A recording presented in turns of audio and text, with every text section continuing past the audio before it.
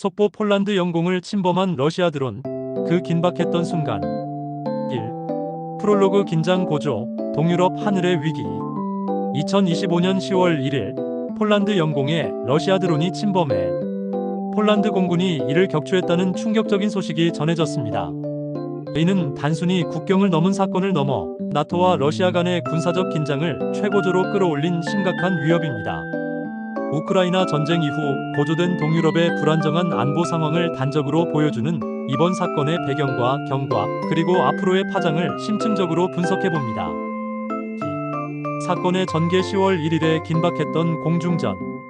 러시아 드론이 폴란드 영공을 침범한 그날, 동유럽 하늘에는 일촉즉발의 긴장이 감돌았습니다.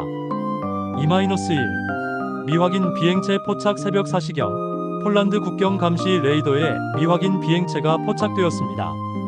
이 비행체는 러시아에서 출발해 폴란드 영공으로 진입하는 경로를 보였습니다. 2-2 전투기 긴급 발진. 폴란드 공군은 즉시 F-16 전투기 2대를 긴급 발진시켰습니다. 전투기 조종사들은 드론의 정체를 확인하고 격추 명령을 기다렸습니다. 2-3 격추 명령과 성공 몇 분의 긴박한 논의 끝에 격추 명령이 떨어졌습니다. F-16 전투기는 미사일을 발사해 드론을 격추했습니다. 드론은 폴란드 동부 국경 인근에 추락했습니다. 3. 사건의 배경. 우크라이나 전쟁의 여파. 이번 사건은 우크라이나 전쟁과 직접적인 관련이 있습니다. 3-1 러시아의 도발. 러시아는 우크라이나 전쟁 발발 이후 여러 차례 폴란드 국경 인근에서 도발적인 행동을 보였습니다. 이번 드론 침범은 폴란드의 안보 태세를 시험하고 나토의 결속력을 흔들려는 의도로 해석될 수 있습니다. 3-2 나토의 최전선. 폴란드는 나토의 최전선에 위치해 있습니다. 러시아의 드론 침범은 나토 회원국에 대한 직접적인 위협으로 나토 5조 집단 방위 조항이 발동될 수 있는 심각한 상황이었습니다. 3-3 우크라이나 지원. 폴란드는 우크라이나에 대한 군사적, 인도적 지원을 가장 적극적으로 펼치는 나라 중 하나입니다. 러시아는 이러한 폴란드의 지원을 막기 위해 지속적으로 압박을 가하고 있습니다. 4. 국제사회의 반응. 나토의 결집과 러시아의 침묵. 이번 사건에 대해 국제사회는 즉각적인 반응을 보였습니다. 3-1 나토의 강력한 경고. 옌스 스톨텐베르그 나토 사무총장은 이번 사건을 강력히 규탄하며 나토가 폴란드를 보호하기 위해 모든 필요한 조치를 취할 것이라고 경고했습니다. 그는 러시아에 대해 국제법을 준수할 것을 촉구했습니다.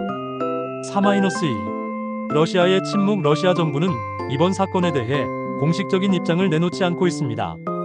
이는 러시아가 사건의 진실을 숨기려 하거나 상황을 더 이상 악화시키지 않으려는 의도로 해석될 수 있습니다. 3-3 미국의 입장. 미국은 폴란드의 자위권을 지지하며 나토 동맹국으로서 폴란드에 대한 지원을 약속했습니다. 그러나 동시에 러시아와의 직접적인 군사 충돌은 피하려는 신중한 태도를 보였습니다.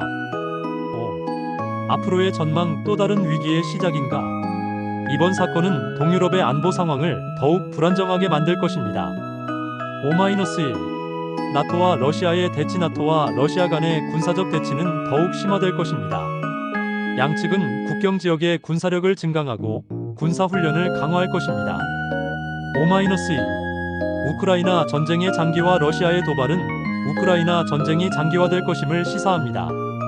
러시아는 외교적 해결보다는 군사적 압박을 통해 자신들의 목표를 달성하려 할 것입니다.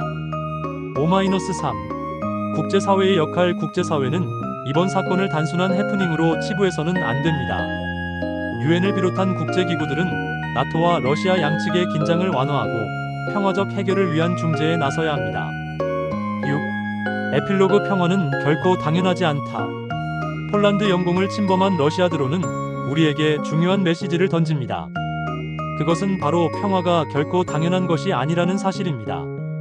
우리는 이 비극적인 사건을 통해 다시 한번 평화의 중요성을 깨닫고 모든 국가가 대화와 협력을 통해 갈등을 해결해야 한다는 것을 기억해야 합니다.